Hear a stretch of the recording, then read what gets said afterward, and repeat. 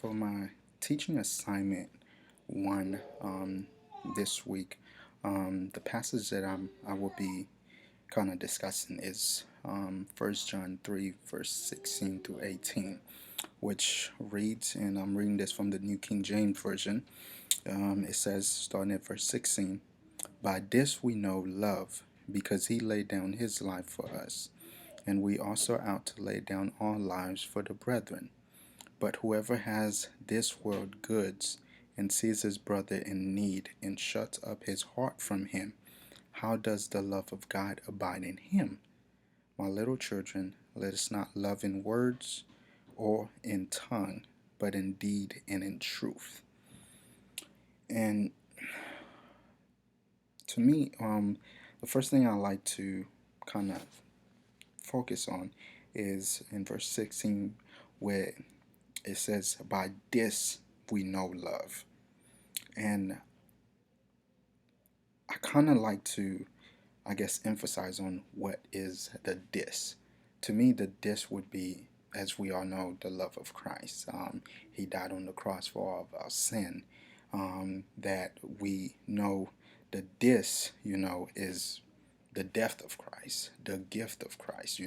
God sent his only begotten Son so that everyone may be saved, that we all would have that opportunity to know Christ, to know God as our personal Savior and as our Father. And um, it's so it's to me, it's basically saying by love we know love, because that is the greatest love, the love of God. So by His love we know what love is, and because God is love, and because if you continue in the verse, it say, because He laid down His life for us. Um, how do we know this love? Is because He laid down His life for us. He gave the greatest sacrifice ever known, which is His only begotten Son for us. And so we can conclude, just by reading this passage, these few scriptures, when you look at it, that the theme, I would say, not just from this particular passage, but just from the book of John in general, the book of First John, is that it teaches love in the Christian walk. It teaches us how to love as Christian, not just loving others as far as non-believers, but this passage, I would say, focus on loving each other as Christian from you know in the church, in a sense, learning how to live what we're taught by Christ. And it kind of draw me back to, I would say, um, in the book of John, the in the 15th chapter, when I think it's the verse 13, when it speaks of, it says, I believe greater love has no one than this, than to lay down his life for a friend. And it kind of narrows back to what this passage in particular is saying, that um,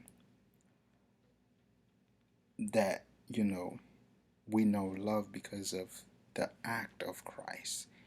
And love is not just a word, it's not just what we say, but it's an act. God didn't just tell us that, hey, I love you, but He went further to say, hey, I love you.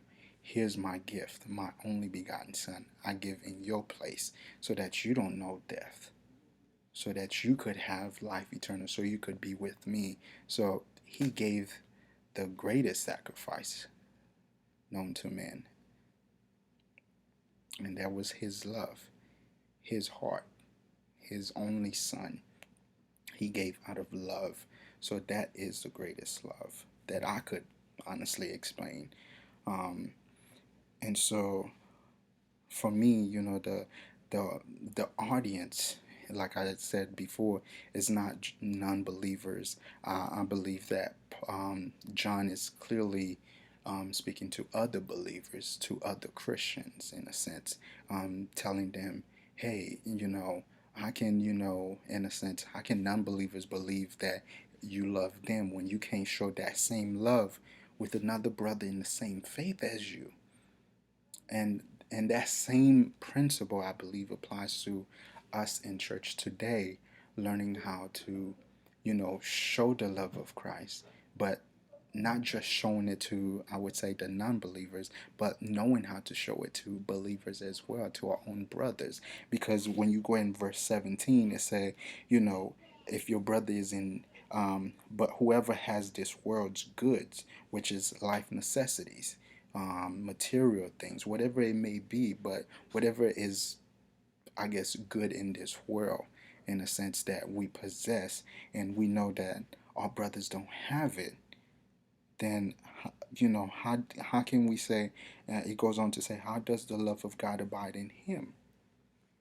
Like, how can you tell me you love me as a fellow brother, and I'm in need and you have something? I'm not saying, if you have your last, to go out and just give it to someone. That's not what I'm saying. I'm not saying that's a bad thing if you do that. But what I am saying is that the verse to me is clearly stating that we don't just share our love by what we say, but we share our love by what we do, by our action in our deeds. If I know my brother is suffering, um, I'm gonna go out and help my brother, and that's how I show the love of Christ. Because when the non-believers see, how we as a body of believers love on one another, they're they'll be attracted to that same love, because they see, when I tell you as a non-believer, hey, I love you, and I could say the same thing to my brother, they know I'm not being fake. That's just the love that I share. And so, to me, like I said, the overall theme is just love. John is big on love. And I could honestly say, everything he writes it's coming from a perspective of love, and he's teaching us here in this passages how to love one another, not just loving the unbeliever, but at the same time loving the believer, loving one another in the same faith, in the same church, in the same denomination, whatever it may be. But to show others love is not just to say, hey, I love you, but it's to take care of one another. And that's where I believe Cain missed it, because we are our brother's keeper. He missed that. Out of jealousy, he killed his brother. Out of envy and pride, he killed his brother. But we are our brother's keeper. We should look out for one another. We should take care of one another, because if we in the faith can't do it, how can we expect the non-believers to do it? And that's pretty much my take on the passage.